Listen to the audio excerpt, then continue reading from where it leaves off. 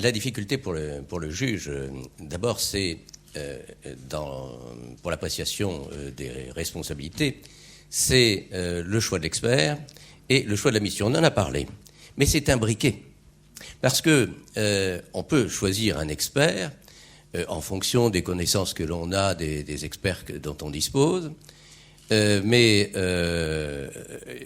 l'expertise elle-même, on va devoir réfléchir à la manière dont on va aborder les questions qui sont posées.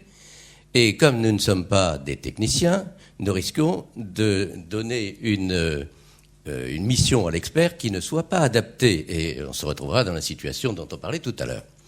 Donc, il me semble que ce qu'il faut dans ces cas-là, mais ça ne se pratique malheureusement pas beaucoup, c'est que le juge commence par désigner l'expert, et puis qu'ensuite, il prenne contact avec cet expert pour savoir finalement quelle est la mission la plus adaptée au problème qui lui est posé. Dans le cas des problèmes environnementaux, la difficulté est la suivante. Il y a de multiples causes qui peuvent entrer en jeu.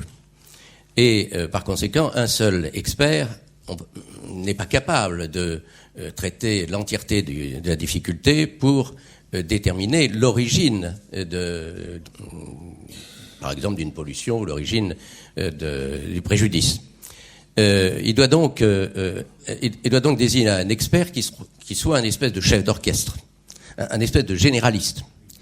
Et ce généraliste, il faudra qu'il soit entouré de spécialistes. Mais dans quel domaine ? Quel domaine choisir particulièrement ? Si on oublie un domaine important, c'est tout un pan de l'expertise qui est omis et qui risque d'aboutir à des conclusions qui ne seront pas les bonnes. Le juge est expert de droit. Bon.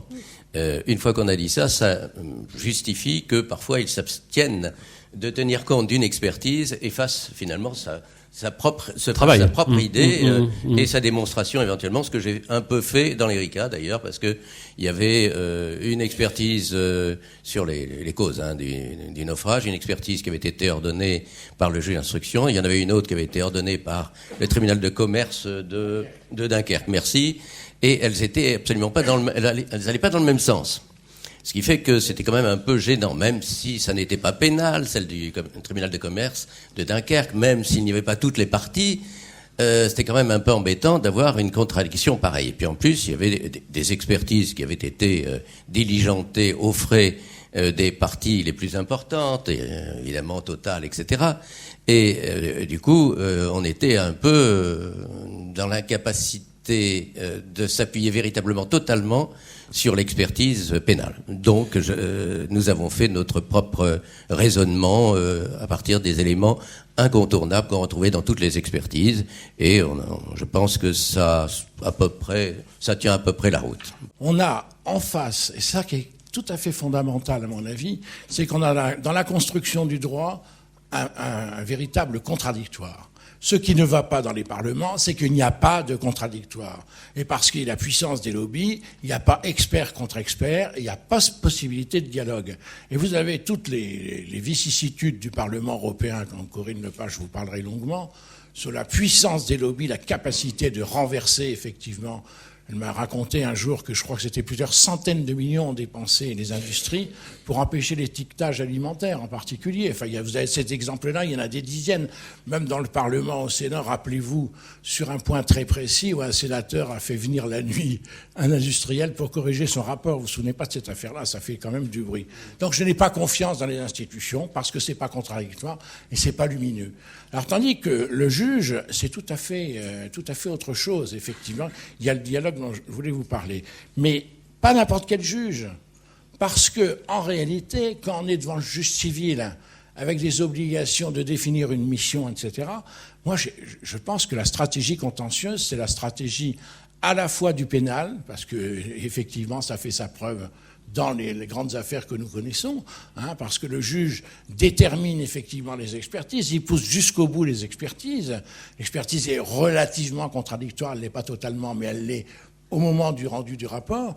Il y a un travail qui se fait là-dessus. Le juge administratif, parce qu'il peut nous amener à ce qui nous intéresse. C'est pas la réparation des dommages qui nous intéresse en matière de sanctions, c'est la prévention. Sur l'affaire des perturbateurs endocriniens, l'action des lobbying, elle est criante.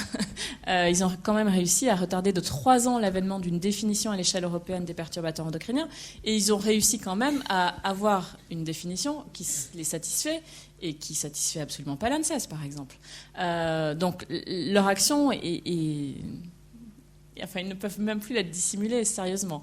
Et le rôle de certains États courageux, la Suède, effectivement. Alors, la France a pris le pas derrière, mais c'est quand même la Suède qui a initié. Plusieurs pays qui ont suivi. Il y a le Danemark, derrière la Finlande, c'est quand même les la Pays-Bas. Suède qui a initié, et c'est une décision absolument exemplaire, puisque la Cour de justice de l'Union européenne a condamné la Commission pour inertie sur ce dossier.